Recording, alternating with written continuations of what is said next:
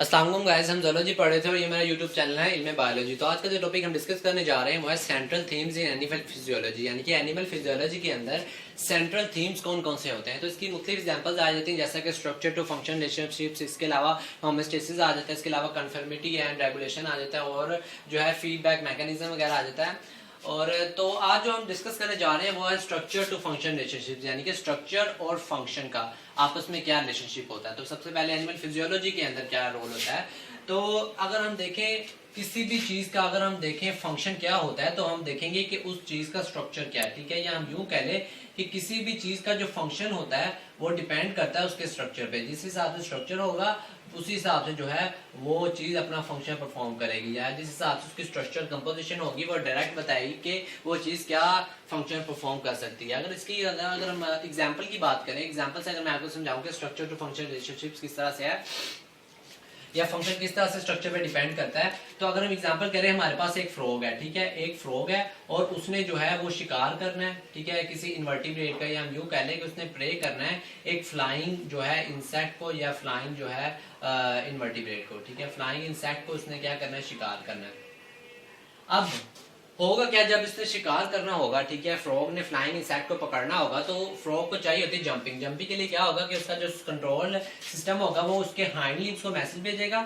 ठीक है, फ्रॉग के जो हाइंड लिम्स किससे मिलके बने होते हैं, हाइंड लिम्स के अंदर जो है फ्रॉग से स्केलेटल मसल्स प्रेजेंट होते हैं। ठीक है, अब ये स्केलेटल मसल्स क्या करेंगे, ये कॉन्ट्रैक्ट करेंगे। जैसे ही ये कॉन्ट्रैक्ट करेंगे तो जो है वो फ्रॉग लीपिंग शुरू कर देगा, और जैसे ही लीप करेगा या जंप करेगा और वो है फ्लाइंग इंसेक्ट जो उसके पास से गुजर रहा होगा उसको पकड़ लेगा। ठीक है, तो स्ट्रक्चर क्या होता है हमारे पास, स्केलेटल मसल्स, और उसने फंक्शन क्या परफॉर्म करवाया, लीपिंग का। ठीक है, यानी कि जंप करवाने में कॉन्ट्रैक्शन के जरिए उसने जंप करवाया। ठीक है, अब जब किसी भी चीज का जो फंक्शन होता है वो स्पेसिफिक स्ट्रक्चर पे डिपेंड करता है, यानी कि हर स्ट्रक्चर का एक स्पेसिफिक फंक्शन होता है। हमने कहा स्केलेटल मसल के जरिए लिपिंग हुई। ठीक है, अब जब उसने शिकार पकड़ लिया, उसने फ्लाइंग इंसेक्ट उसके पास से गुजर रहा था, उसने उसको पकड़ लिया और खा लिया।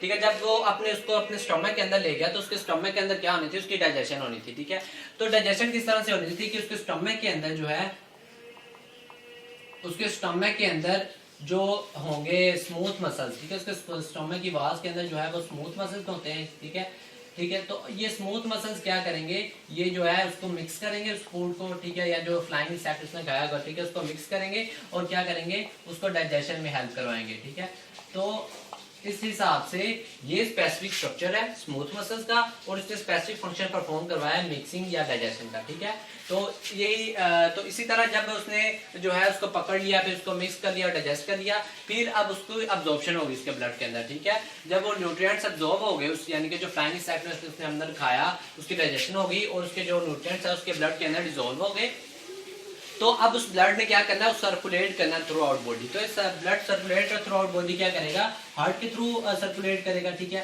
अब हार्ट के अंदर क्या होता है, हार्ट के अंदर मसल्स प्रेजेंट होते हैं, कार्डिक मसल्स। ठीक है, कार्डिक मसल्स क्या करेंगे, कार्डिक मसल्स जो है वो हेल्प करेंगे उसकी जो है मूवमेंट में, यानी कि ब्लड की सर्कुलेशन में through out the body.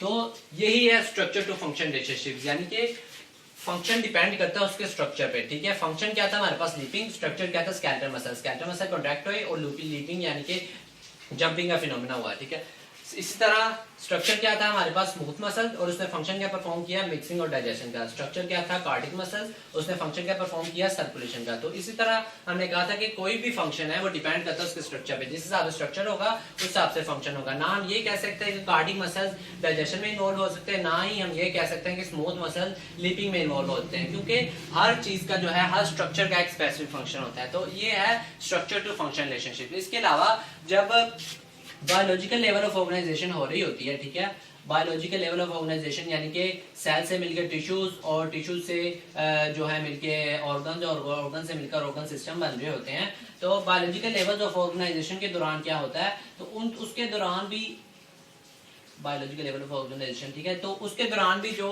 Her level का अपना जो है स्ट्रक्चर होता है, और हर उस स्ट्रक्चर का अपना एक स्पेसिफिक फंक्शन होता है। या हम यूं कह रहे हैं, during biological level of organisation जो बायोलॉजिकल फंक्शन होते हैं, ठीक है, उस लेवल के, ठीक है, पार्टिकुलर लेवल के जो बायोलॉजिकल फंक्शन होते हैं वो डिपेंड करेंगे उसी लेवल के बायोलॉजिकल स्ट्रक्चर पे। ठीक है, उसी लेवल के बायोलॉजिकल स्ट्रक्चर पे डिपेंड करेंगे।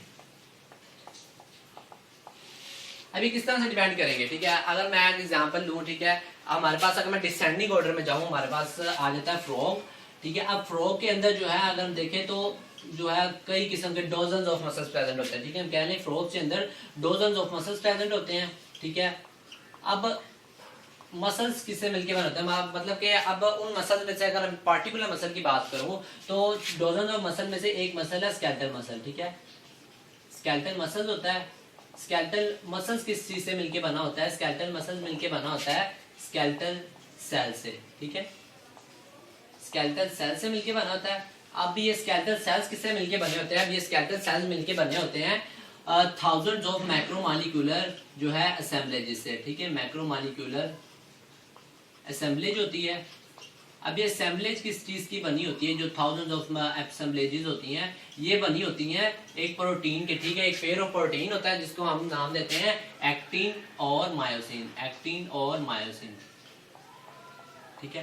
तो ये जो दोनों प्रोटीन होते हैं यही जो है वो बेसिक जो है होते हैं, बेसिक स्ट्रक्चर्स होते हैं स्केलेटल मसल्स का, ठीक है। स्केलेटल मसल का यानी कि हम यूं कह रहे हैं कि जो है जो स्ट्रक्चर मिलके यानी कि ये जो एक्टिन और मायोसिन मिलके उन्होंने थाउजेंड मैक्रोमोलिक्यूलर असेंबलेजेस बनाई, असेंबलेजेस ने मिलके स्केलेटल सेल्स बनाए, स्केलेटल सेल्स ने मिलके स्केलेटल मसल्स बनाए, और मुख्तलिफ मसल्स ने इसी तरह से मिलके इसी तरह की अरेंजमेंट करके जो है डोजन्स ऑफ मसल बना दिए फ्रॉग के अंदर। और इन्हीं डोजन्स ऑफ मसल्स ने जो है फ्रॉग के अंदर अपना पार्टिकुलर स्ट्रक्चर मेंटेन किया, और हर पार्टिकुलर स्ट्रक्चर ने अपना स्पेसिफिक फंक्शन को जो है स्पेसिफिक फंक्शन परफॉर्म किया। तो इस तरह से यह है स्ट्रक्चर टू फंक्शन रिलेशनशिप्स।